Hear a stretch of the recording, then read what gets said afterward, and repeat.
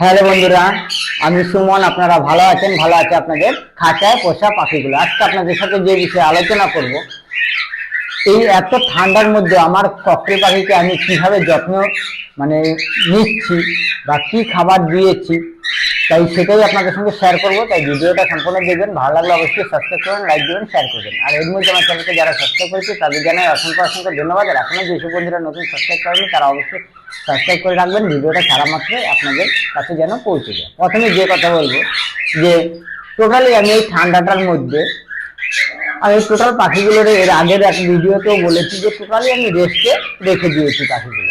এবার রেস্টে রাখা মানে আপনার আমার খুব হিসাব করে কিন্তু পাখিগুলোকে খাবার দিতে হচ্ছে।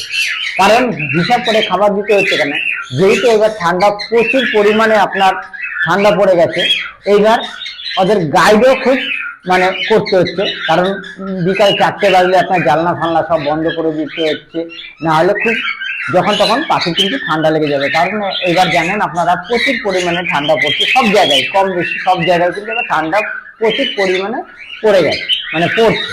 এবার এটা মাঘ মাসের হিসাব মতন মাঘের ঠিক দাগের গায়ে বলে, তাই এখনো মিনিমাম 15-20 দিন এখনো ঠান্ডা পড়বে। এটা একটা হিসাবের কথা। এবার অনেক সময় বেশিও পড়তে পারে, আবার কমও পড়তে পারে। এখনো 15-20 দিন ঠান্ডা মোটামুটি আছে। এইবার এই ঠান্ডার মধ্যে দেখুন আমি খুব পাখিগুলো যেহেতু রেস্টে রেখেছি, খুব কিন্তু আমি নর্মাল, একদম খুব নর্মাল খাবার কিন্তু আমি একভাবে দিয়ে দিয়েছি।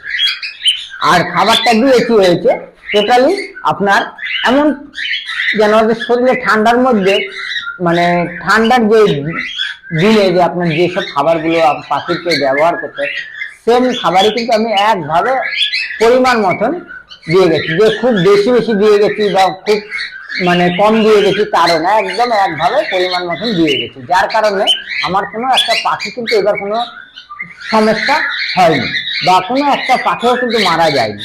কারণ অনেক সময় অনেক বন্ধুরা ফোন করছে সম্বন্ধে, আমার পাখি মারা গেছে বা আমার পাখির এই সমস্যা হচ্ছে বা আমার পাখির ওই সমস্যা হচ্ছে, এরকম নানান বন্ধুরা কিন্তু ফোন করেছে। যতটা পেরেছি উত্তর দেওয়ার চেষ্টা করেছি কিংবা উত্তর দিয়েছি।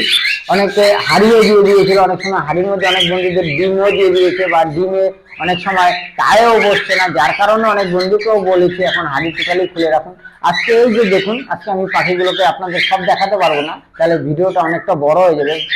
অনেক বড় ভিডিওগুলো আপনার অনেক বন্ধুরা ফলো করে না ঠিক মতন, যার কারণে অনেক কিছু বাদ পড়ে যায়। এই যে দেখুন পাখিগুলো আমি অল্প অল্প করে দেখাচ্ছি। দেখুন পাখিগুলো, প্রত্যেকটা পাখি দেখুন এই ঠান্ডার মধ্যে কোনো পাখি কিন্তু দেখুন একটা ঝিমাচ্ছে না, কোনো দেখুন একদম বাচ্চাগুলো দেখুন সব রকম একদম সব পাখি আপনাদের যতটা পাচ্ছি আমি দেখানোর চেষ্টা করছি। দেখুন পাখিগুলো, ঠিক আছে, পুরো দেখলে বুঝতে পারবে না যে আমার পাখিগুলো কোনো একটা গাছ ফুলে বসে রয়েছে বা সবুজ পটি করছে বা আপনার আরো আছে এদিকে প্রচুর, সব একই রকম ভাবে মনে হচ্ছে যে গরমকালে ওরা যেরকম পালন করি সেম একই রকম। কেন যে কোনো জিনিসই আপনার এই যে দিনক্ষণগুলো সময়গুলো এগুলো ঠিকঠাক মতন যদি আমরা জানতে পারি বা জানি, তাহলে কিন্তু পাখিগুলো দেখুন প্রত্যেকটা পাখি দেখতে পারলেন প্রত্যেকটা না আছে কোনো ফ্যাট হয়েছে, না কোনো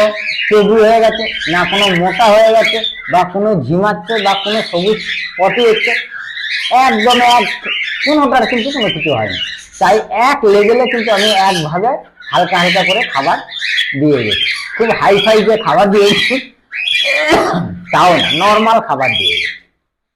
তাই এইভাবে তাই অনেক বন্ধু ফোন করে জানতে চাচ্ছিল যে সম্বন্ধে আমি পাখিগুলো আপনি যেভাবে রাখছেন আমাদের একটু দেখানোর জন্য, যার কারণে আজকে এই ভিডিওটা নিয়ে এসেছি।